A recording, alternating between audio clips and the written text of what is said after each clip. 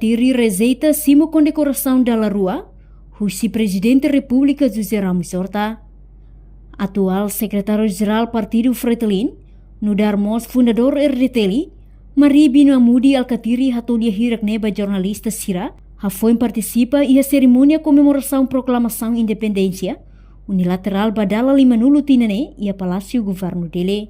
Nia declara, razão nia lakoi simo condecoração Husi Presidente República, também nia consciente, povo barak maksai moris e ateros no susar nelarang.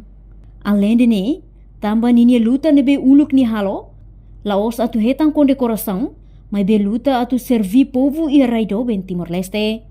Jadi alla pelle ord vingas le baliur itala ord vingas bailara ord vingas how trejeito com declaração da rua o presidente também quatro povo se moque se dia cara para tava povo se dia que se povo ela faz uma condecoração nessa nascibucos nessa nascibota dela aula luta para esta condecoração aula luta para servir povo. Reportagem Fifanya de Carvalho, Televisão Timor Post. Janela informação ba emogoto. Atua tem informação atual dia kliu. Kita haluha. Hane botão subscribe, like. Halo comentário no fahe tutang ba media sosial hotu.